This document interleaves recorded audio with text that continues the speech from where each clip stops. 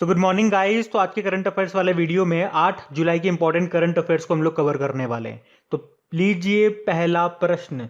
और क्या कहूं मैं आपसे, मोस्ट इंपॉर्टेंट कि ले जाओ, बस लूट मचिए, क्वेश्चन ले जाओ यहां से। एग्जाम में प्रश्न बनेगा आपका यहां से। देखो प्रश्न क्या है। हाल ही में किसे देश का नया नागरिक उड्डयन मंत्री नियुक्त किया गया है? तो आंसर होगा इसका तो क्या, ज्योतिरादित्य सिंधिया। आप तो जानते ही हो ये पहले कांग्रेस में थे, फिर बीजेपी में शामिल हो गए और अब ये देश के नए नागरिक उड्डयन मंत्री, एविएशन मिनिस्टर बन गए हैं। और वैसे अभी तक हमारे जो नागरिक उड्डयन मंत्री थे वो कौन थे? हरदीप सिंह पुरी थे। अब देखो बिना टाइम वेस्ट करे, यहाँ पे हम करंट अफेयर्स पढ़ रहे हैं, 12 क्वेश्चन हमें कवर करने हैं। तो ज्यादा फालतू बात न करते हुए बिल्कुल पॉइंट टू पॉइंट में आपसे बात करता हूं कि किन किन के मंत्रालय चेंज हो गए, किन के पास कौन सा मंत्रालय आ गया है, वो मैं अब आपको नाम बताने वाला हूं, ध्यान से सुनते जाना। तो नागरिक उड्डयन मंत्री कौन बन गए? ज्योतिरादित्य सिंधिया बन गए। ये मंत्रालय पहले था हरदीप सिंह पुरी के पास। तो अब हरदीप सिंह पुरी के पास कौन सा मंत्रालय आ गया? पेट्रोलियम मंत्रालय उनके पास आ गया। बाकी शहरी विकास मंत्री तो वो रहेंगे ही सही। और पहले पेट्रोलियम मंत्री कौन थे? धर्मेंद्र प्रधान थे। तो अब धर्मेंद्र प्रधान के पास कौन सा मंत्रालय आ गया? शिक्षा मंत्रालय आ गया। इसके अलावा खाद्य प्रसंस्करण मंत्री ये बन गए कौन? पशुपति पारस। कपड़ा मंत्रालय किनके पास चला गया? पीयूष गोयल के पास चला गया। पीयूष गोयल के पास कुछ और मंत्रालय भी हैं। वाणिज्य मंत्रालय पहले जो इनके पास था वो है ही सही। इसके अलावा उपभोक्ता कल्याण मंत्रालय भी इनके पास आ गया। फूड प्रोसेसिंग मिनिस्ट्री भी इनके पास आ गई है। इनके पास पहले रेल मंत्रालय था। तो अब रेल मंत्रालय किसको दे दिया? कौन बन गए हमारे नए रेल मंत्री? तो आंसर होगा अश्विनी वैष्णव।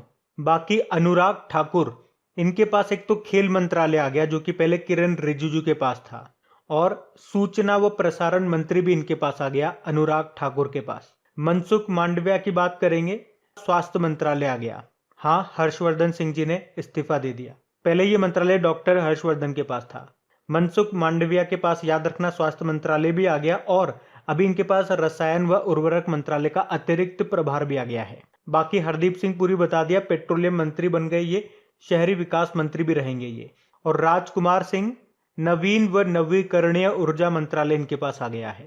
बाकी सर्बानंदा सोनोवाल कौन है? ये असम के पूर्व मुख्यमंत्री थे। अभी इनको भी मंत्रालय दिया गया। और कौन कौन सा मंत्रालय मिला इनको? बंदरगाह, जहाज रानी और जलमार्ग मंत्रालय और आयुष मंत्रालय भी इनके पास आ गया। अच्छा, आपको याद होगा अभी हमने प्रश्न पढ़ा भी था, एक नया मंत्रालय बनाया गया, सहकारिता मंत्रालय। और मैंने आपको कहा था जब इसके नए मंत्री बनेंगे हम पढ़ लेंगे। तो अब सहकारिता मंत्रालय किसके पास चला गया? याद रखना, अमित शाह के पास। तो अमित शाह गृह मंत्री भी हैं और सहकारिता मंत्रालय भी इनके पास आ गया। बाकी गिरिराज सिंह विकास मंत्रालय है इनके पास। बाकी स्मृति ईरानी महिला व बाल विकास मंत्री तो ये है ही सही। साथ में इस बार ये स्वच्छता भारत मिशन भी देखेंगी। एक है पुरुषोत्तम रूपाला, इनके पास डेयरी व मत्स्य विकास मंत्रालय आ गया। और जो अभी तक खेल मंत्रालय संभाल रहे थे कौन? किरण रिजिजू, अभी कानून व न्याय मंत्रालय संभालेंगे। अब ये काफी खेल कूद लिए, अब ये न्याय करेंगे। अच्छा, भूपेंद्र यादव की बात कर लेते हैं। भूपेंद्र यादव पर्यावरण, वन और जलवायु परिवर्तन मंत्रालय ये संभालेंगे। साथ में श्रम व रोजगार मंत्रालय भी मिला है इनको। अच्छा, पहले डॉक्टर हर्षवर्धन ये क्या थे? मैंने बताया आपको, ये स्वास्थ्य मंत्री थे। तो स्वास्थ्य मंत्री अभी कौन बन गए? मनसुख मांडविया बन गए। और डॉक्टर हर्षवर्धन के पास पहले विज्ञान व प्रौद्योगिकी मंत्रालय भी था। अब विज्ञान व प्रौद्योगिकी मंत्रालय किसके पास चला गया?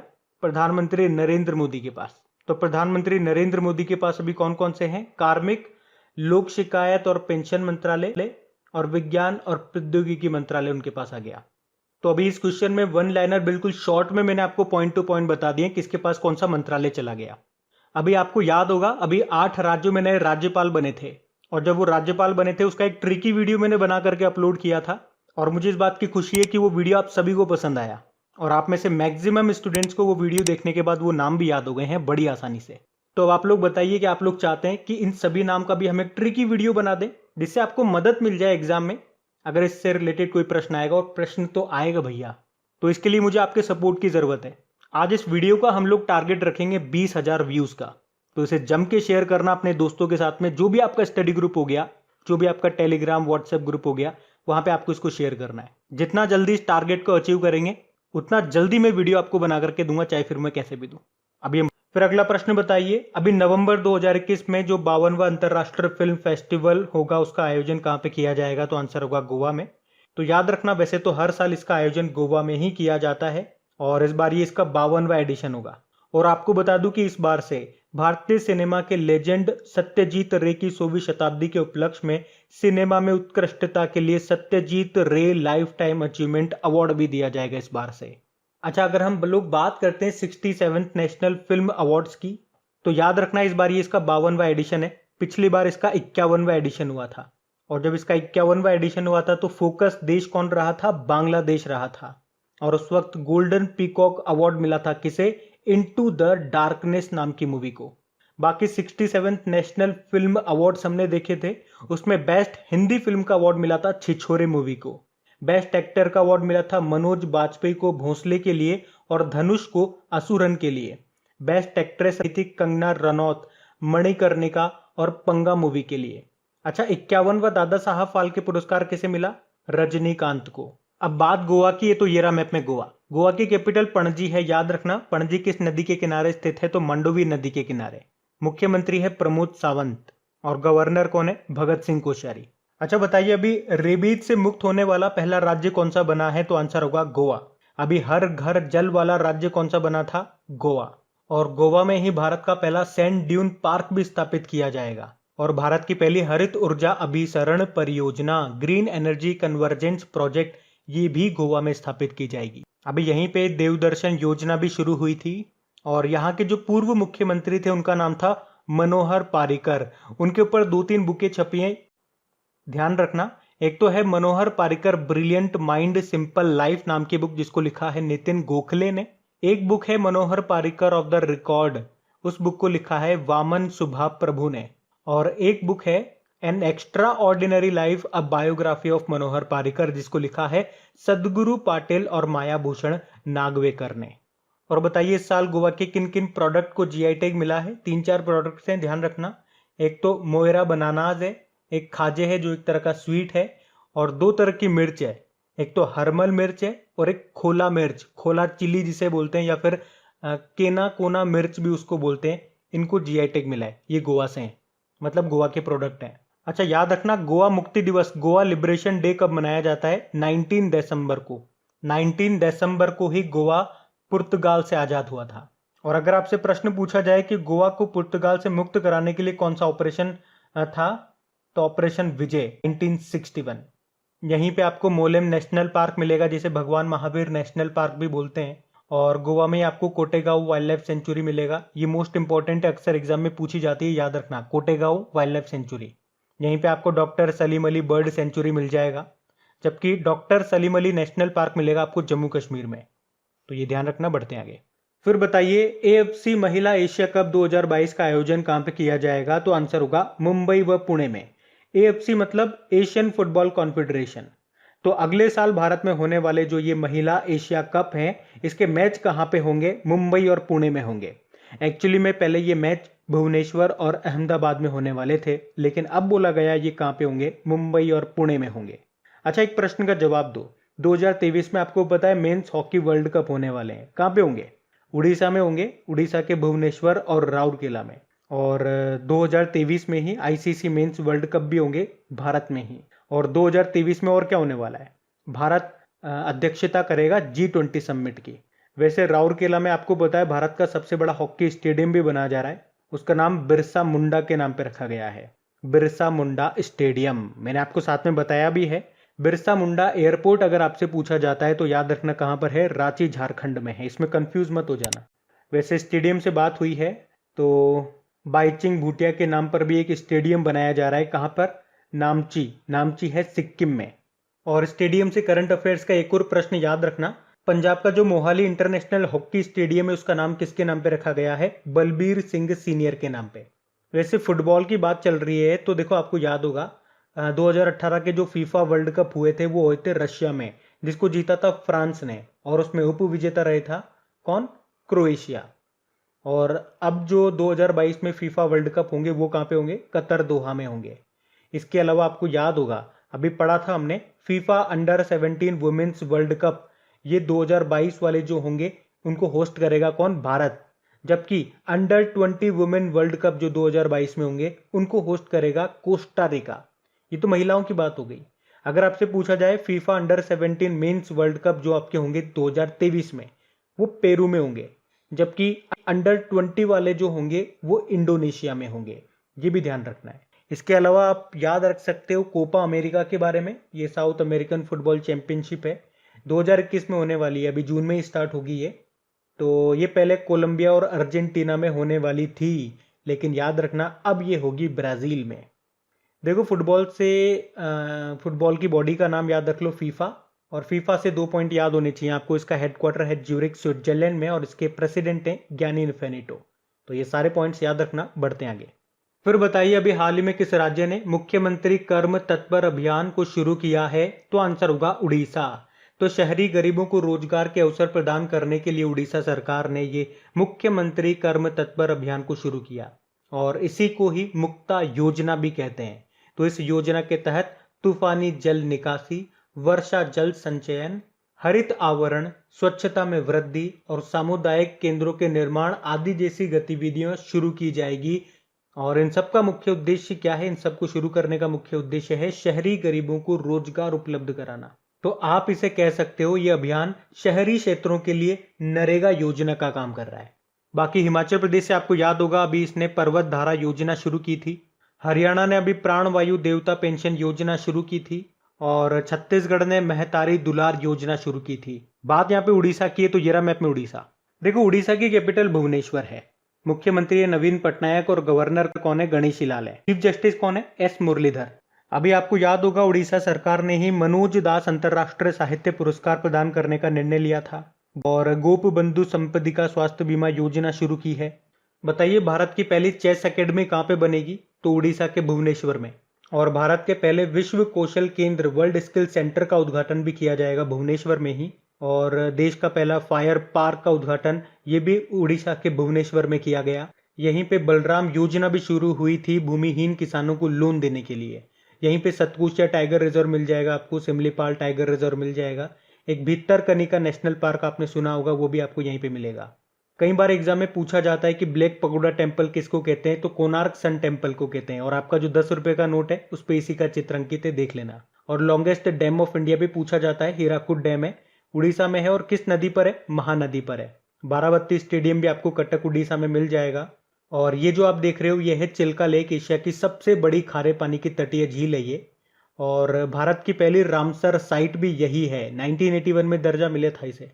और आपको यहीं पे यानी कि इसी झील में नलबाना पक्षी अभ्यारण्य भी मिलेगा। और इस लेक में कौन सी डॉल्फिन पाई जाती है? इरावदी डॉल्फिन मिलती है यहाँ पे, तो ये भी ध्यान रखना। बढ़ते आगे। फिर बताइए अभी हाल ही में एक्वा किसानों के लिए किस नाम से मोबाइल एप्लीकेशन लॉन्च की गई है? तो आंसर होगा मत्स्य सेतु एप्लीकेशन। तो अभी तक हमारे जो मत्स्य पालन, पशुपालन और डेयरी मंत्री थे कौन? गिरिराज सिंह।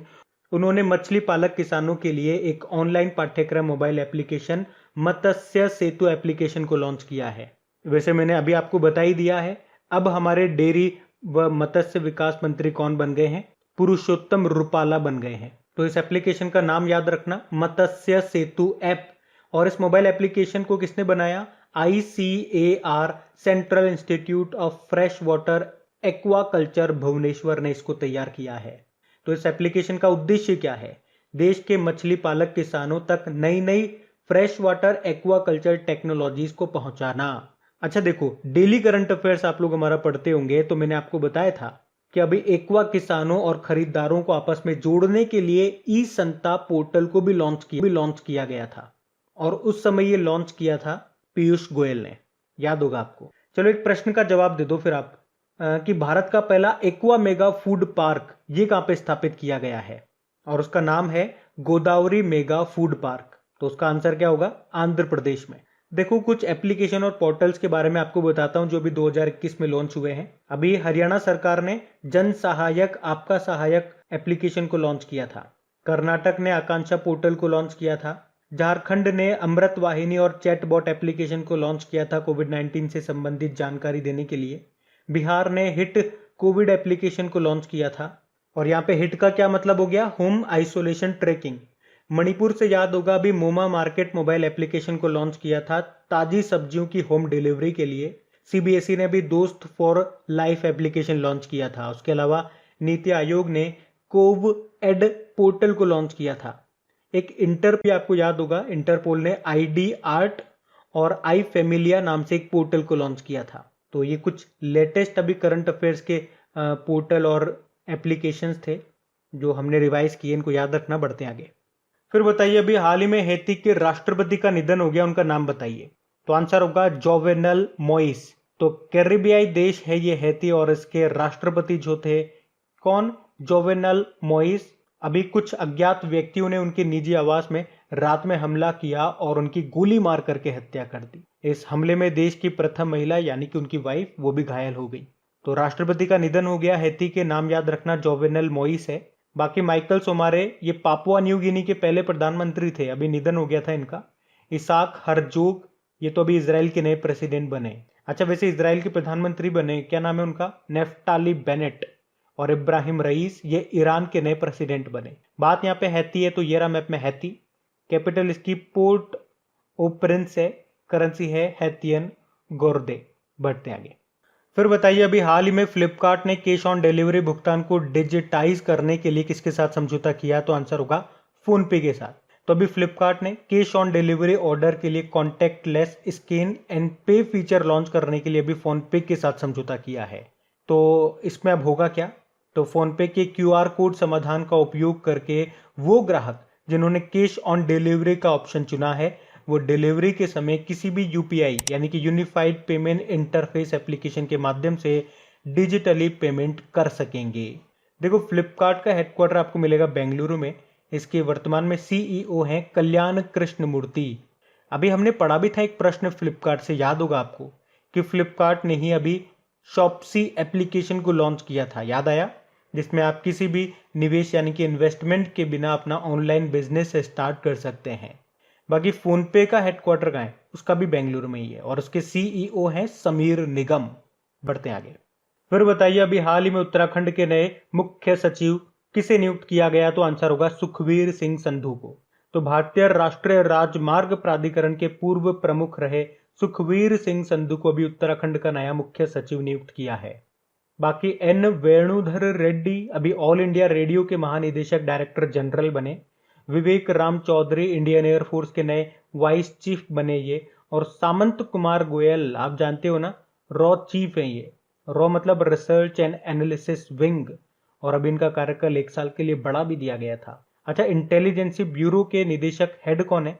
अरविंद कुमार है, इनका भी कार्यकाल 1 साल के लिए बढ़ा दिया गया। वैसे उत्तराखंड से आपको याद आता होगा, उत्तराखंड के मुख्यमंत्री, भैया उत्तराखंड के मुख्यमंत्रियों ने तो धामा कर रखा है। मुख्यमंत्री का नाम क्या है? पुष्कर सिंह धामी, याद रखना ये। बढ़ते आगे। फिर बताइए, अभी हाल ही में अभिनेता दिलीप कुमार का निधन हो गया। आपको बताना है उन्हें किस वर्ष पद्म विभूषण से सम्मानित किया गया था? तो आंसर होगा 2015।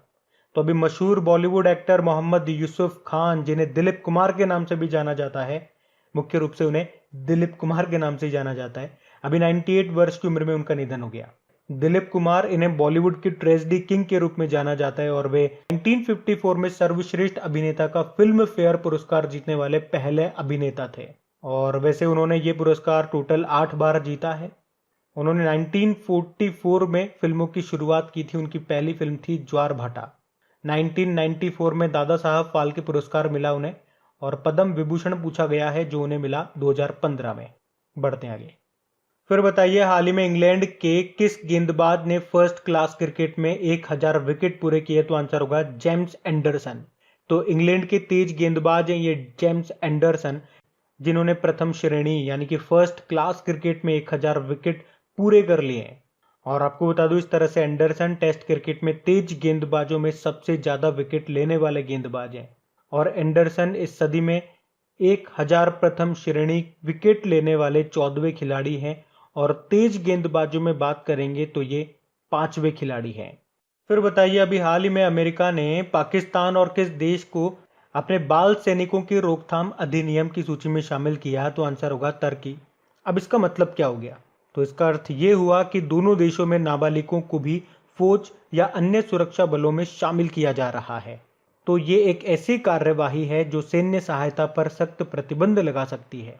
तो इस सूची में पाकिस्तान और तुर्की को मिलाकर के टोटल 15 देश शामिल हैं। अच्छा, बाल सैनिक का क्या मतलब हो गया? तो अमेरिका के अनुसार 18 साल से कम उम्र के बच्चों को अगर सुरक्षा बलों में शामिल करते हो किसी भी पोस्ट पे किसी भी रूप में, तो उन्हें बाल सैनिक कहा जाएगा। बढ़ते आगे।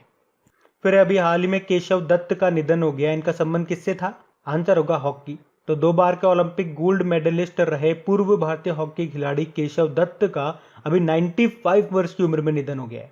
केशव दत्त ये 1948 और 1952 के ओलंपिक्स की चैंपियन रही भारतीय हॉकी टीम के सदस्य थे और इनका भी निधन हो गया।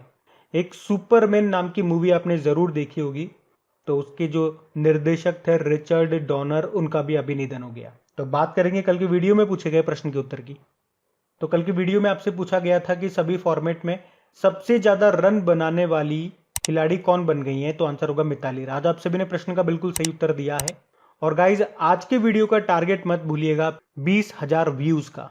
तो अगर सेशन अच्छा लगता है, हेल्पफुल लगता है, वाकई अगर आपको वीडियोस हेल्पफुल लगते हैं, मेहनत अच्छी लगती है, तो प्लीज इन वीडियो की भी हेल्प किया कीजिए। इन वीडियोस को भी आपकी हेल्प की जरूरत होती है और आप लोग हेल्प नहीं करते। ऐसा मत किया करो।